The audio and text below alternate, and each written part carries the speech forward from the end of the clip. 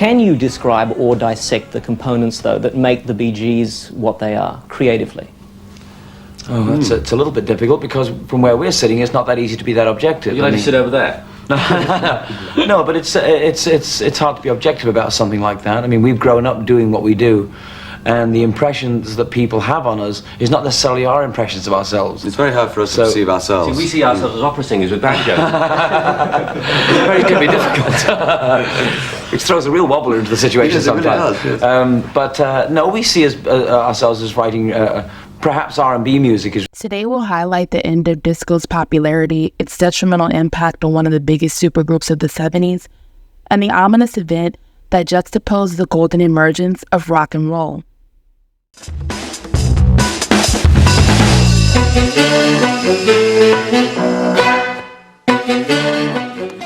Hugh Shue writes that Vince Letty's impression of the 70s disco scene was one of pure fascination, allowing the genre to attract mainstream attention. Quote, he said, "It had been reduced to a syncopated, machine-generated beat, ready-made for novelty songs to those who didn't experience it in its early days.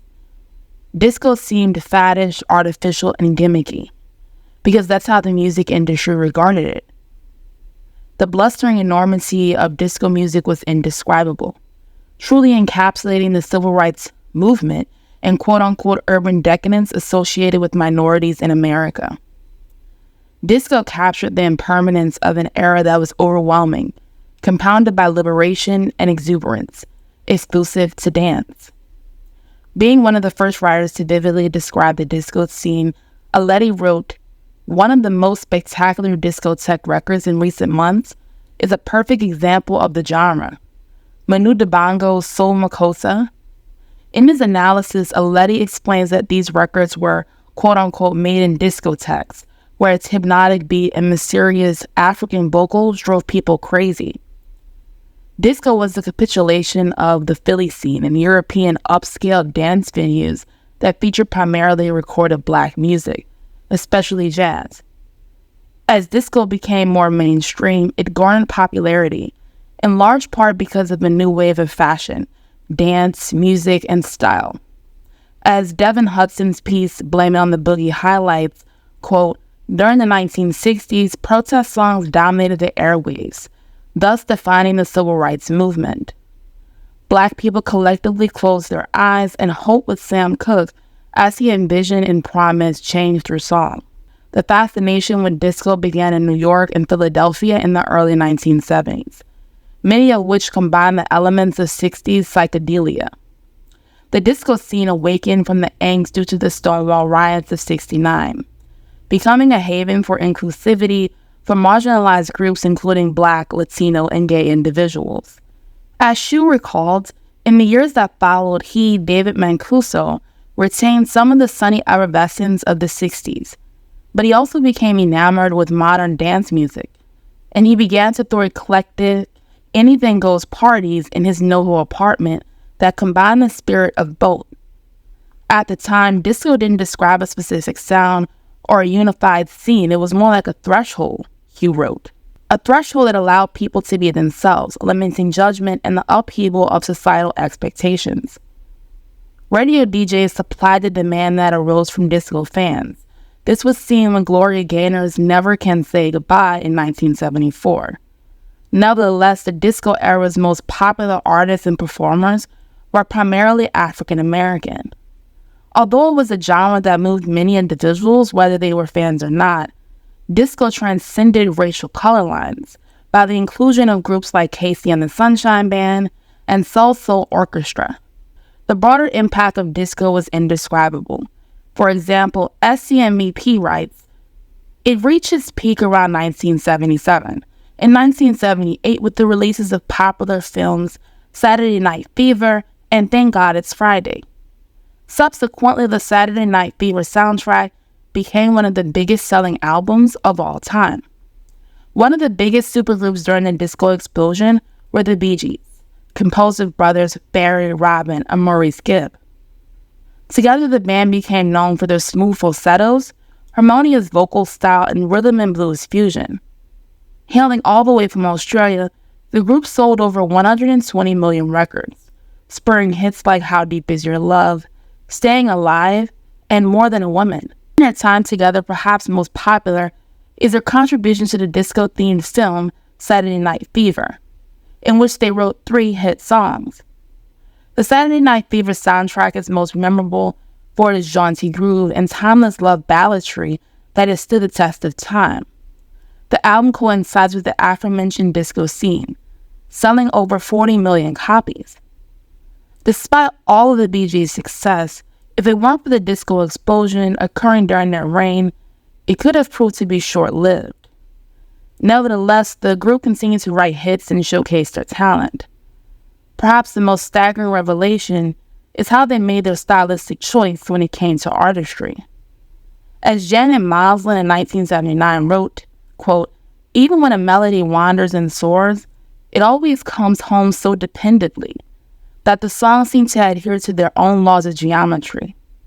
It's no accident that the group dance number set to Night Fever in the film Saturday Night Fever is choreographed with fierce, almost military precision, or that the dancers seem to be reveling in the very rigidity of the song. The group contributed to the outward success of the Saturday soundtrack because of the way their voices meshed together, truly in sync with one another, creating a remarkable hallmark not just for disco, but for the entirety of music. But what happened to the popular disco group? Why did they become pariahs so suddenly? Surely music fans will have differing accounts for what transpired and halted the Bee Gees' success. They were on top of the world, then they weren't. If you're in the music business, anyone will tell you that it's very fickle. One minute you're up, and the next you're down. And with the homogeneous force that unified the disco era, it was only a matter of time. The Bee Gees were shunned by some rock bands, not because of their phenotype or music, but because of who primarily listened to their songs.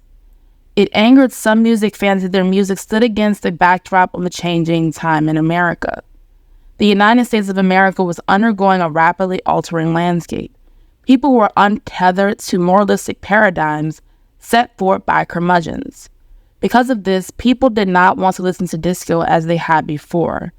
It was dying quite literally because of disinterest and repeat critique from Steve Dahl, a popular Chicago radio jock during the time. Journalist Michael Riedel states that a complete, quote, demolition on July 12, 1978 at Comiskey Park.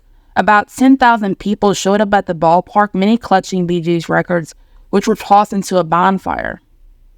Back in 2019, Gary Waleek explained, "Some have said Disco Demolition Night had a dark side, a side many didn't see or didn't want to see 40 years ago. A disgruntled Dahl could have been angry in large part due to losing his job because the radio station he worked for had transitioned to an all-disco format. And when Dahl found a new gig spinning rock records, he began to spread incendiary language about the disco music and its popularity. This resulted in rock fans calling him to express their frustration with disco's never-ending affection from the mainstream public. As Dahl puts it, many of his listeners were feeling a sense of quote-unquote disenfranchisement. So when Bill Veeck presented an idea to completely demolish disco records, Dahl thought it would be a perfect idea, perfectly suitable for an audience that was opposed to disco music. The attendance at Comiskey Park was packed, and many were clearly upset at the popularity of disco music. Many felt that rock and roll was the only viable genre, and it wasn't being celebrated the way it should have been in their minds. Dave Gaborik, a teenager during that time, recalled, "They were just throwing records periodically on the field. Kids were whipping them out of the upper deck, so it was starting to become a little mayhemish." As British broadcast company writer Dorian Lynskey wrote in 2023, the night of the 12th July 1979, Bill Veeck needed a gimmick to boost ticket sales, and Mike, the team's director of marketing, turned to Steve Dahl.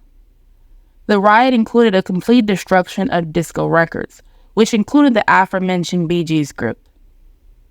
The Bee Gees were a group that conquered the disco scene.